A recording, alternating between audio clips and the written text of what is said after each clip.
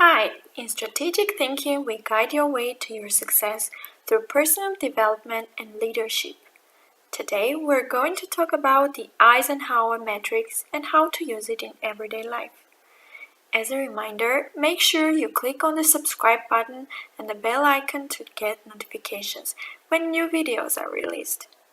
So, have you ever wondered how to make the right decisions or how you can motivate yourself or your team?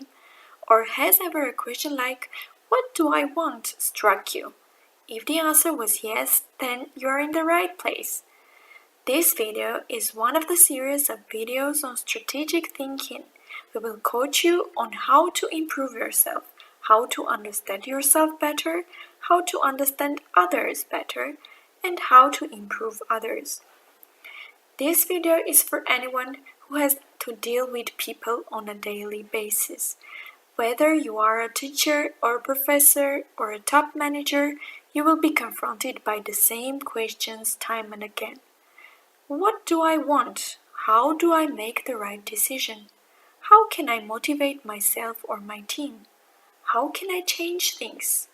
How can I work more efficiently? What do my friends reveal about me? Now shortly about Dwight Eisenhower. Where does the name of the matrix come from? Dwight Eisenhower was the 34th President of the United States. Before becoming a president, he served as a general in the United States Army and was a commander during the World War II. He also later became NATO's first Supreme Commander. Dwight had to make tough decisions continuously about which of the many tasks he should focus on each day. This finally led him to invent the world-famous Eisenhower principle, which today helps us prioritize by urgency and importance.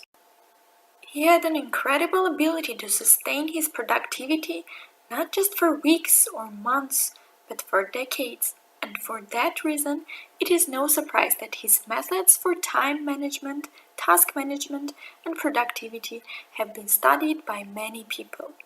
Eisenhower supposedly once said, "The most urgent decisions are rarely the most important ones." With the Eisenhower method, you will learn to distinguish between what is important and what is urgent. How to use the Eisenhower matrix. Whatever the job that lands on your desk, begin by breaking it down according to the Eisenhower method, and then decide how to proceed.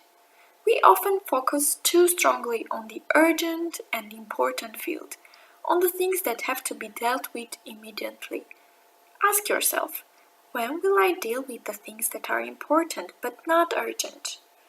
When will I take the time to deal with the important ones before they become urgent?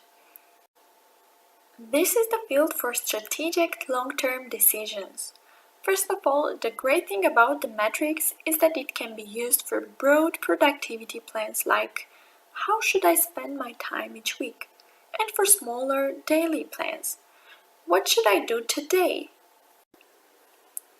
Prioritizing tasks by urgency and importance results in 4 quadrants with different work strategies. We call the first quadrant Do First, as its tasks are important for your life and career and need to be done today or tomorrow at the latest. You could use a timer to help you concentrate while trying to get as much of them done as possible. An example of this type of task could be to review an important document for your manager. The second quadrant we call Schedule. Its tasks are important but less urgent. You should list tasks you need to put in your calendar here. An example of that could be a long-planned restart of your gym activity. Professional time managers leave fewer things unplanned and therefore try to manage most of their work in the second quadrant, reducing stress by terminating urgent and important to-dos to a reasonable date in the near future whenever a new task comes in. The third quadrant is for those tasks you could delegate as they are less important to you than others, but still pretty urgent. You should keep track of delegated tasks by email, telephone, or within a meeting to check back on their progress later. An example of a delegated task could be somebody calling you to ask for an urgent favor or request that you step into a meeting. You could delegate this responsibility by suggesting a better person for the job or by giving the caller the necessary information to have him deal with the matter himself. The fourth and the last quadrant is called Don't Do. Discover and stop bad habits, like surfing the internet without a reason or gaming too long. These give you an excuse for not being able to deal with important tasks in the first and the second quadrant. In the end, here are 5 time management tips when working with the Eisenhower matrix. The first one. Putting things to do on a list frees your mind, but always question what is worth doing first. Second, try limiting yourself to no more than 8 tasks per quadrant. Before adding another one, complete the most important one first. Remember, it is not about collecting but finishing tasks. The third, you should always maintain only one list for both business and private tasks. That way, you will never be able to complain about not having done anything for your family or yourself at the end of the day. The fourth, do not let you or others distract you. Do not let others define your priority. Plan in the morning, then work on your stuff. And in the end, enjoy the feeling of completion. And finally, try not to procrastinate that much. Not even by over-managing your to-dos. Don't forget to hit subscribe button and the bell icon to get notifications when new videos are released.